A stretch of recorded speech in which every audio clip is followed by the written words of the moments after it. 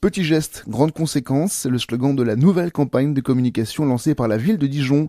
500 affiches sont déployées cette semaine dans toute la ville afin de sensibiliser contre les incivilités. Uriner dans la rue, chewing-gum, coca, soda par terre ou encore crotte de chien, la ville de Dijon souhaite être propre. Cette campagne de communication devrait durer jusqu'à l'été, comme l'explique Nathalie Kenders, la première adjointe à la mairie de Dijon, déléguée à la tranquillité publique. Elle est au micro d'Hugo Sastre. Cette campagne, elle est en deux phases. Tout d'abord, une phase de sensibilisation pour montrer que la propreté, c'est l'affaire de tous, et donc sensibiliser les gens. Lorsque l'on jette un mégot ou un chewing-gum par terre, eh bien derrière ça salit la ville et c'est du personnel municipal qui est mis à contribution. Et ensuite, la deuxième phase, eh bien c'est la verbalisation, puisque aujourd'hui, eh bien nous avons décidé de prendre une amende forfaitaire de 68 € pour toute déjection canine, jet de mégot ou chewing-gum sur la voie publique.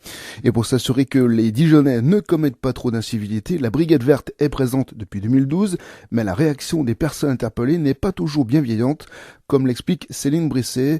C'est elle qui gère la police verte. On a des gens, par exemple, sur les déjections canines, qui disent oui, excusez-moi, je suis parti, j'ai pas de sac, etc. Donc du coup, on peut proposer un sac. Ça dépend aussi du contexte. On voit aussi la position des gens. Si c'est quelqu'un qu'on connaît, parce qu'à force, on connaît aussi les gens sur les quartiers qui promènent le chien, etc. On identifie quand même certaines personnes qui sont là régulièrement.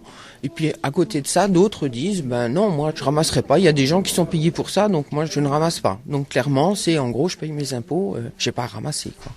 Et en 2016, le budget pour la propreté à Dijon s'élevait à plus de 4 millions d'euros.